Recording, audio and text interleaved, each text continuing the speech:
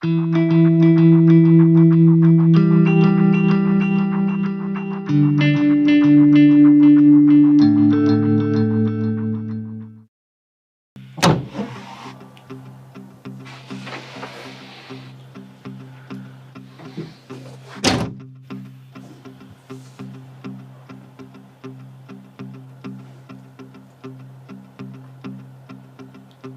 блокирует это видео из-за narушения авторских прав.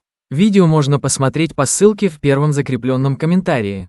De nous baigner dans l'eau qu'ils ont tirée pour nous et de nous asseoir près du feu avec une nouvelle paire de vêtements et leur offrant une soupe chaude et des couvertures pour nous envelopper. Nous nous sommes blottis ensemble dans la chaleur. Mes sentiments de colère et de frustration ont commencé à bouillir. Comment ont-ils pu faire ça?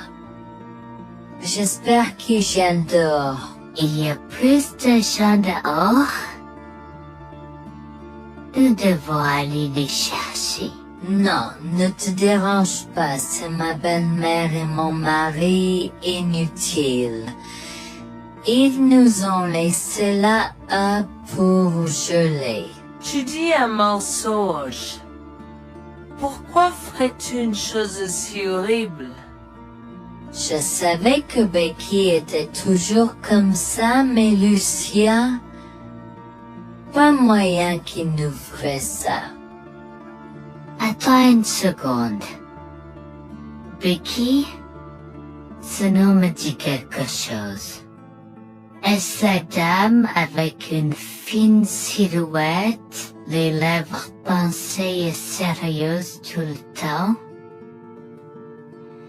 Porte-t-elle des lunettes pourpres et une taupe sur sa lèvre supérieure? La même. Comment la connaissez-vous? Elle a l'habitude de parcourir ces régions, mais c'est bizarre de faire une telle chose pendant cette période où les tempêtes de neige sont abondantes.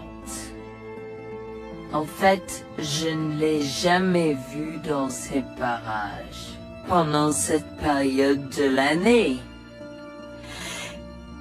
Maintenant, chérie, s'il te plaît, dis-nous comment tu la connais. Je suis sa belle-fille. Nous sommes venus de Floride parce qu'elle n'avait jamais vu son petit-fils Freddy depuis sa naissance. Je voulais vraiment qu'ils se lient d'amitié et se connaissent, mais Anne semblait désintéressée, même après que nous soyons venus de si loin. Freddy était blotti contre moi, endormi dans mes bras, avec un sourire sur son visage. Dieu merci, il allait bien. Dieu merci, il était en sécurité. Comment son petit corps a survécu tout cela? Encore un mystère pour moi. Mais plus je le regardais, plus je devenais frustré par son père, inutile, et sa grand-mère. Elle est magnifique. Cela nous fait pleurer de savoir que cela s'est produit. Vous voyez, nous n'avons pas d'enfants.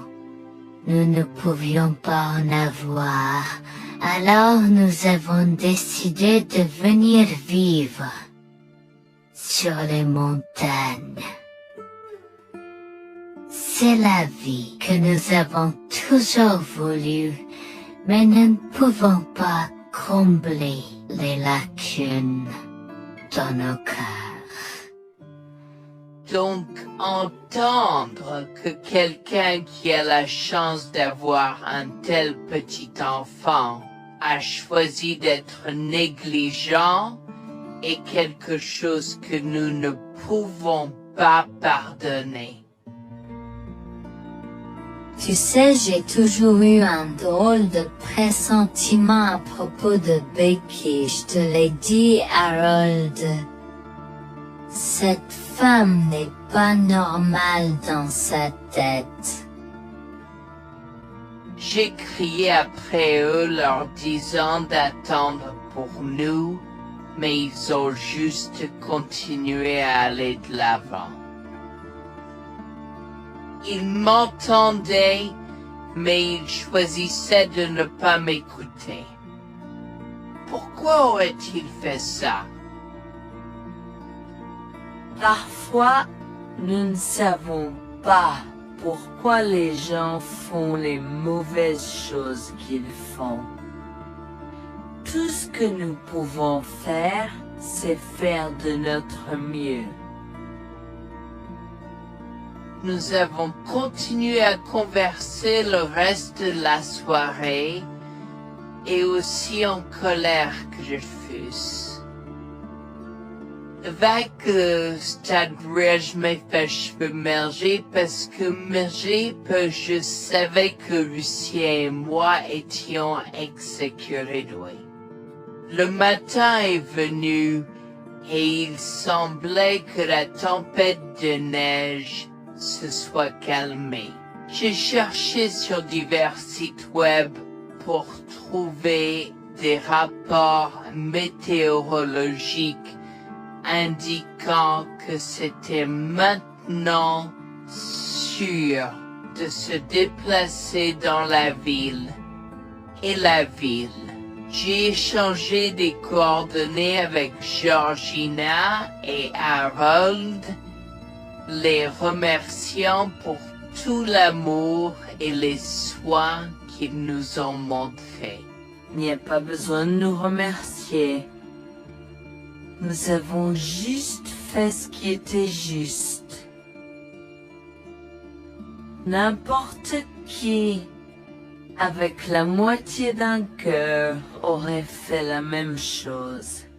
S'il vous plaît, laissez-moi vous accompagner chez vous. Harold et Georgina nous ont accompagnés à la résidence et, oh mon Dieu, nous avons trouvé Lucien et Rebecca assis confortablement sur le porche avant, comme si Freddy et moi étions sur le point de mourir la veille. Je suis sorti de la voiture et j'ai commencé à perdre les pédales. Qu'est-ce qui ne va pas chez vous les gens? Comment pouvez-vous nous laisser là? Tu nous ralentissais et nous voulions voir la cascade gelée. Est-ce que tu plaisantes? Freddy aurait pu mourir la nuit dernière. Tu t'en fous, vous, Lucien? Pour être juste, tu aurais pu simplement rester à la maison si tu n'étais vraiment pas prêt pour cette aventure. Je jure devant Dieu, à ce moment-là, ma vision est devenue rouge. J'étais prêt à attaquer, à donner des coups de pied, à crier et à hurler pour que le monde entier entende à quel point ces gens étaient horribles. Non seulement ils nous ont laissés là, mais ils semblaient ne pas se soucier de ce qu'ils avaient fait.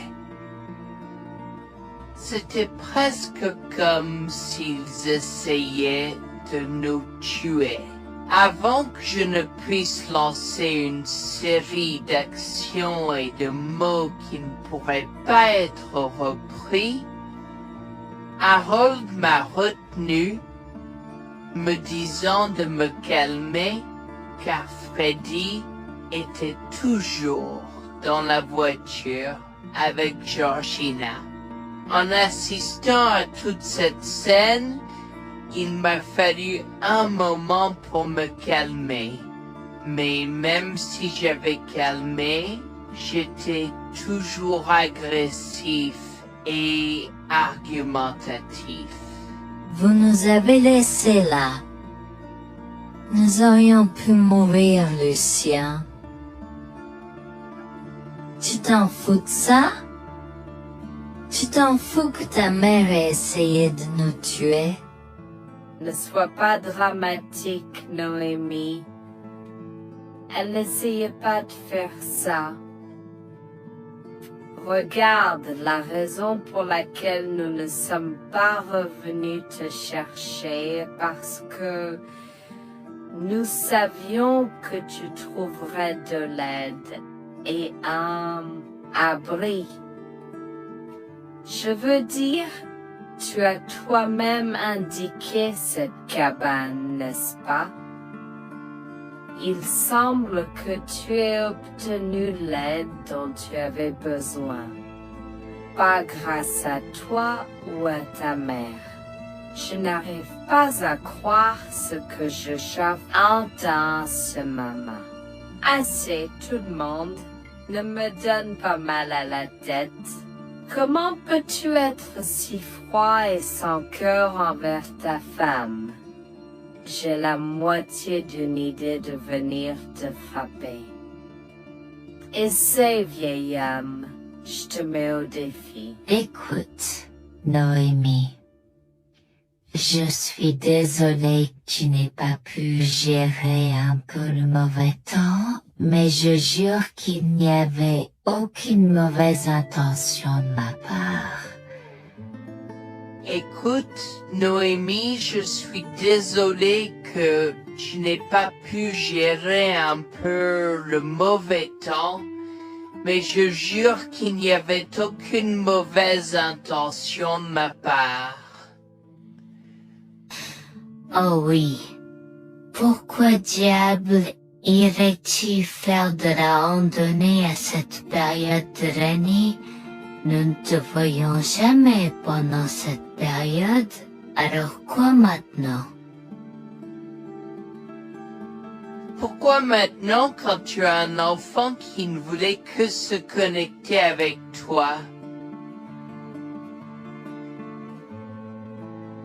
Quelqu'un pourrait argumenter que ce niveau de négligence grossière était intentionnel, Becky. Tu es une personne malade et pathétique. Cela a semblé faire fondre l'extérieur froid et dur de Becky, qui avait l'air douloureuse, du moins pendant un instant, avant de revenir à son extérieur de méchante sorcière de l'Ouest. Je ne sais pas ce que tu essaies d'insinuer, mais si tu cherches une bataille, je peux t'assurer que tu la perdras. Tu oublies que je suis une femme riche. J'ai accès au meilleur. Voyons comment ton petit argument va se passer en cours, vieil homme. Vous êtes pas là avec votre malade joueuse. Je souhaite que vous restiez fiers. Tu sais quoi, Noémie? Je m'en fiche maintenant. Je n'ai plus besoin de faire semblant devant toi. Et tout le monde. Alors, laisse-moi te dire les choses clairement pour que tout le monde puisse entendre. Je m'en fiche de toi et de ce bébé. Honnêtement, je souhaite que vous soyez tous les deux morts hier. Au moins, vous auriez arrêté de me déranger avec vos tentatives pour rencontrer ce bébé. Est-ce que je parais en avoir quelque chose à faire? J'ai fait mon geste vers elle comme si mon corps avait une volonté propre. Je me suis approché d'elle et l'ai giflée. J'ai continué à la gifler et à donner des coups de pied aussi forts que possible jusqu'à ce que Jack et Harold me déchirent. Tu m'as stoppé. Comment osais-je? Comment osez-vous vous asseoir là et défendre cette sorcière? Elle l'avait mérité. Toi, je vais te poursuivre en justice. Comment oses-tu me mettre les mains dessus? Elle ne voulait évidemment pas cela. Regardez, il semble que les tensions soient élevées en ce moment. Pourquoi ne pas tous prendre une grande respiration? Entrons et réglons cela. Vous êtes un homme faible et pathétique, et j'espère que vous passerez le reste de votre vie à expier ce que vous avez fait à votre fils. Avant que Jack ne puisse répondre, je lui ai craché au visage avant de rentrer à l'intérieur, de prendre Freddy et ses affaires, et de monter dans la voiture avec Georgina et Freddy. Maman, j'ai peur. Que se passe-t-il? Pourquoi tu combattu grand-mère? Chérie, je suis vraiment désolée que tu aies dû voir ça. Les choses sont beaucoup plus compliquées ici et je ne veux pas te mentir. Mais je crains que tu ne sois un peu trop jeune pour comprendre. Mais pour l'instant, je suis désolée de devoir te dire que pour l'instant, il semble que grand-mère et papa ne veulent pas de nous ici. Nous ne pouvons pas être ici parce que papa et grand-mère ne sont pas très gentils et je ne veux pas que tu sois autour de personnes qui ne sont pas gentilles. Mais Georgina et Harold sont gentils, n'est-ce pas? Oui, j'aime Georgina et Harold. Harold et Georgina peuvent-ils être mes grands-parents? Oh mon Dieu, mon petit enfant, tu me fais pleurer. Bien sûr, je peux être ta grand-mère. Oh mon Dieu, mon petit enfant, tu me fais pleurer. Bien sûr, je peux être ta grand-mère. Je serai toujours ton ami et je te promets de prendre soin de toi si tu as besoin de moi. Harold a pris la voiture et nous a emmenés à un hôtel où nous avons pu nous reposer et nous remettre de nos émotions, mais malheureusement tout l'événement était un peu trop difficile à gérer. J avait très peur pour l'avenir pour l'avenir, tant Freddy que moi, car cela signifiait le divorce. Mais j'avais peur, Bertie, qu'ils obtiennent la garde de Freddy. Décidé de parler à Eugénie Essaye prepared de la question une fois que Freddy s'était endormi. Que vais-je faire? Je vais aller en prison? Nonsense. Cette sorcière ne portera pas plainte. Et si elle le faisait?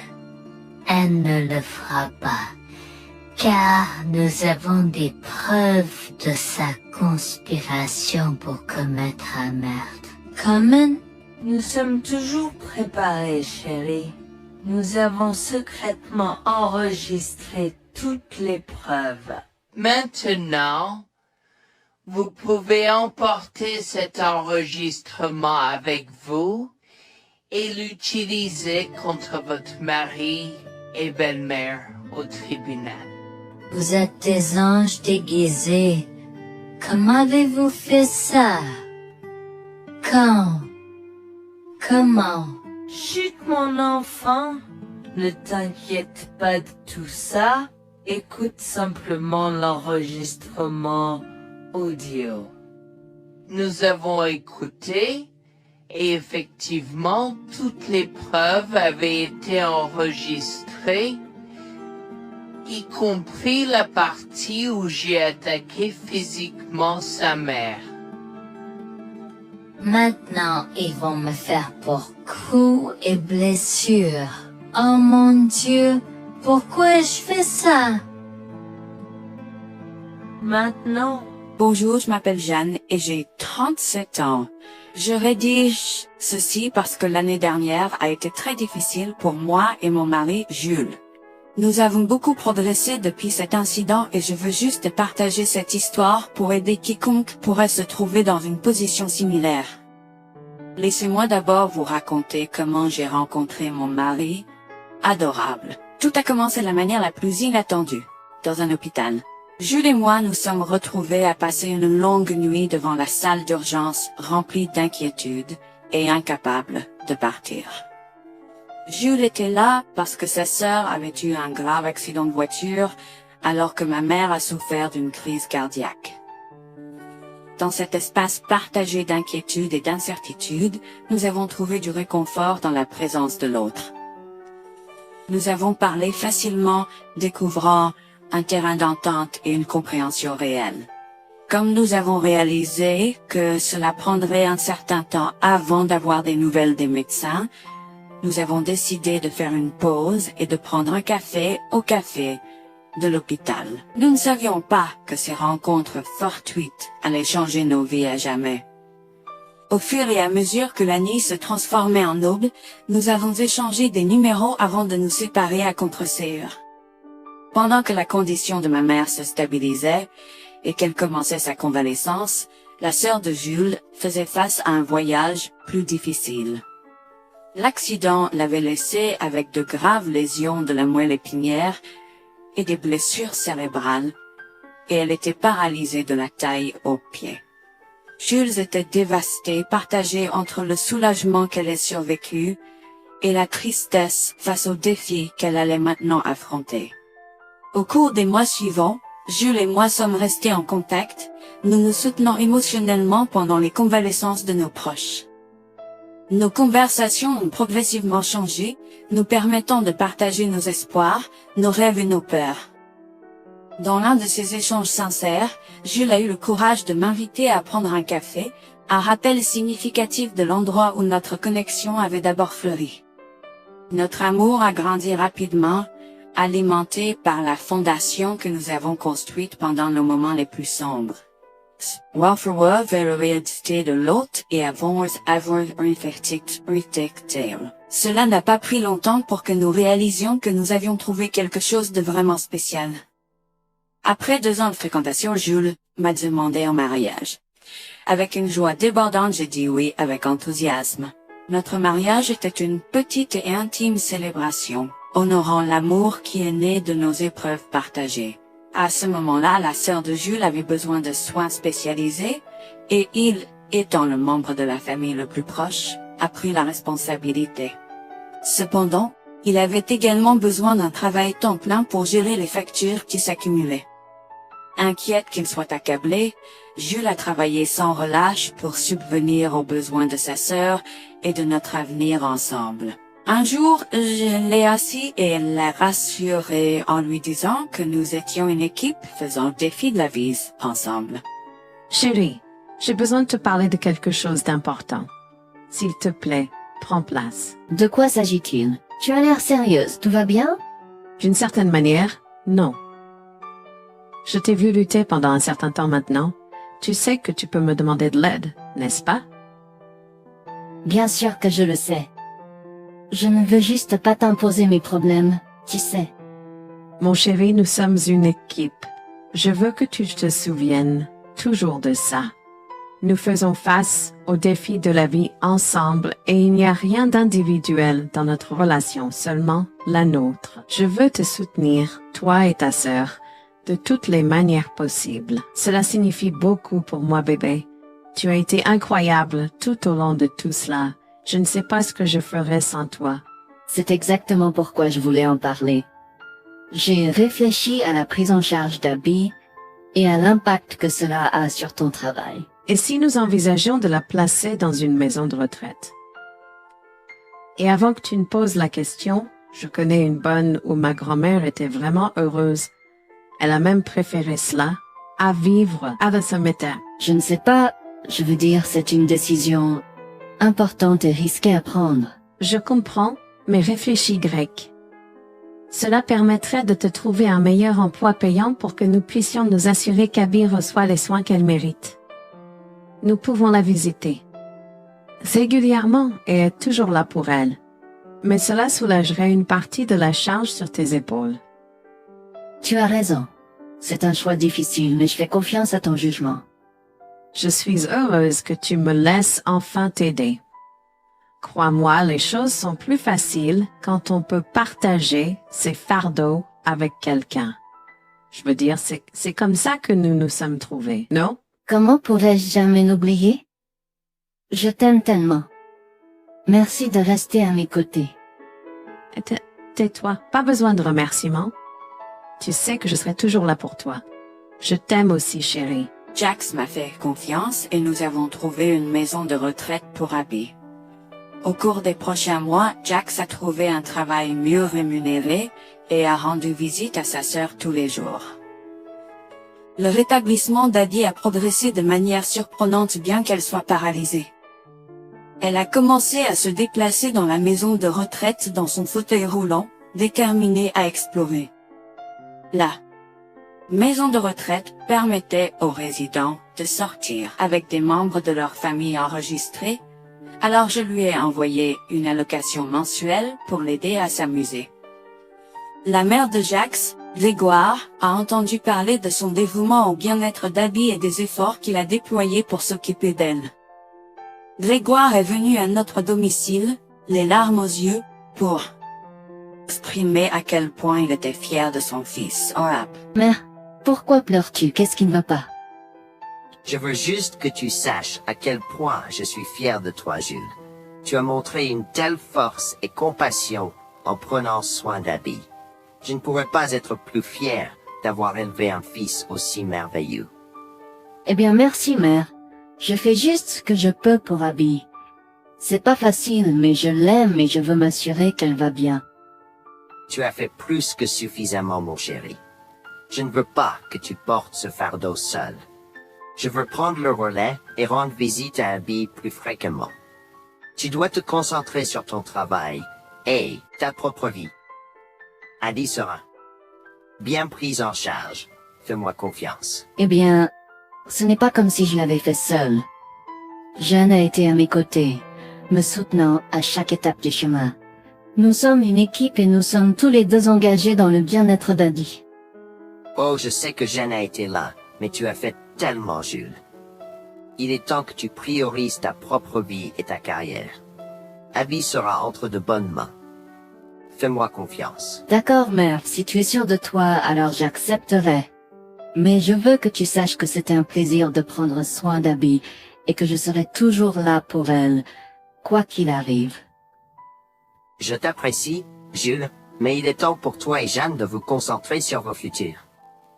Fais-moi confiance, ce sera pour le mieux. D'accord, mère, si tu crois que c'est la bonne chose à faire, alors j'irai avec. Promets juste de bien t'occuper d'Abby.